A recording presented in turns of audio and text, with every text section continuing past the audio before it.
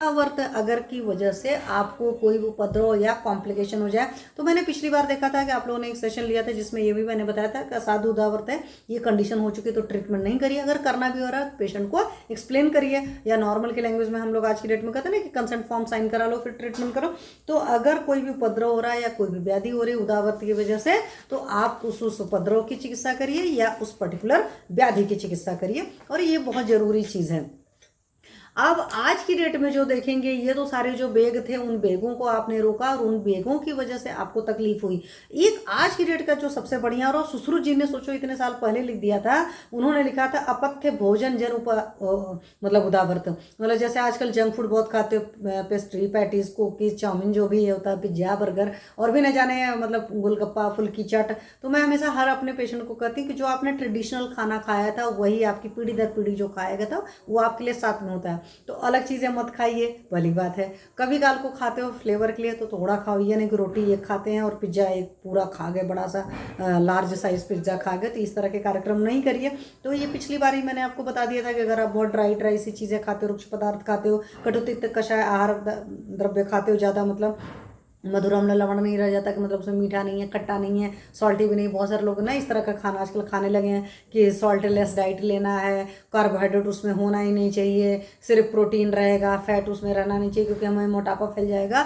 तो मैं एक चीज़ आप लोग को बता दूं कि हमारा आयुर्वेद एकदम क्रिस्टल क्लियर कहता है कि जो आपका भोजन होता है षड्रसयुक्त होना चाहिए। षड्रसयुक्त मतलब मधुर अम्ल लवण कटु तिक्त कषाय। मधुर मतलब मीठा हो गया, अम्ल मतलब खट्टा हो गया, लवण मतलब सॉल्टी हो गया, कटु मतलब कड़वा हो गया जैसे मिर्ची होती है, तिक्त मतलब जैसे आपकी गुड़ची वगैरह और सारी चीज़ें हैं, कषाय में आपके करेला वरेला इस तरह की सारी चीज़ें आ गई, यहाँ हरितकी हो गई, अलग अलग सी चीज़ें। मतलब वो सारे रस जो पाए जाते हैं वो सारे रसों का सेवन करना है। JP Tripathi ji, good evening sir.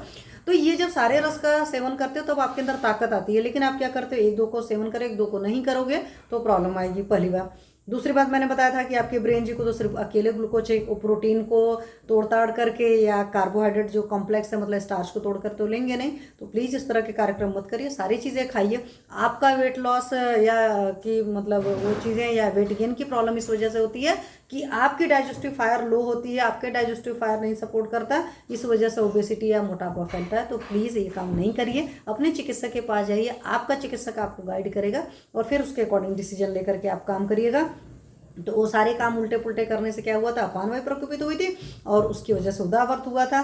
तो जितने भी दोष थे आपके, वात, मूत्र, मल, रक्त, कफ, मेद, वायु स्रोत, सब अधोगामी हो जाते हैं और फिर होना चाहिए था लेकिन हो जाएंगे ऊर्ध्वगामी, और ऊर्ध्वगामी होकर के उदावर्त के करते हैं। तो नॉर्मली क्या होता है कि मूत्र को नीचे से निकलना, मतलब जो जहां से निकलना था, सिंपल लैंग्वेज में मैंने आपको पिछली बार भी बता दिया था, वो उल्टा पुल्टा होकर के निकलना जहां से था उसके उल्टा हो गए, इधर उधर करके चलिए।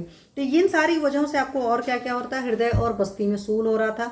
तो ये समझो हृदय के वो सारे लक्षण जो आपके तो थे ही, उसके अलावा एक और एक उल्टा पुल्टा खाओगे तो भी हार्ट डिसीज होगा। तो हार्ट डिसीज के लिए समझ लो 14 में से 10 बेग पूरे पूरे रिस्पॉन्सिबल है कि 10 वो चीज़ें और प्लस आपकी डाइट। तो ये चीज़ें हो जाएंगी।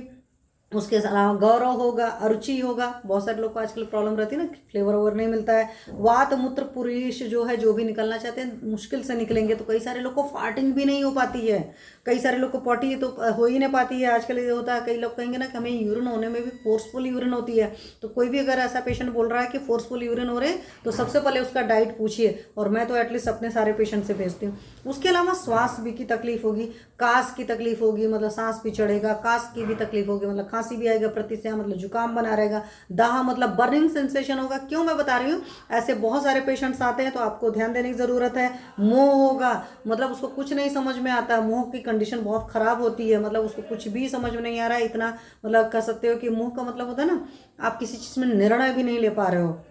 मोह प्रेम वाला नहीं कि बंधे बंधे से हर चीज़ है, कोई भी चीज़ सोची समझ नहीं पा रहे, वमी मतलब उल्टी आएगी, ज्वर होगा, तृष्णा होगा, हिक्का होगा मतलब हिचकी आएगी, शिरो रोग होंगे, सर्द में होगा, मनोरोग होंगे, मेंटल डिसऑर्डर होने की वजह भी आपका अपथ्य भोजन होता है, श्रवण रोग होंगे मतलब ईयर में प्रॉब्लम होगी, विभ्रम होगा, कंफ्यूजन की, डिलीरियम की कंडीशंस होती है, ये सब सारी चीज़ें होती हैं।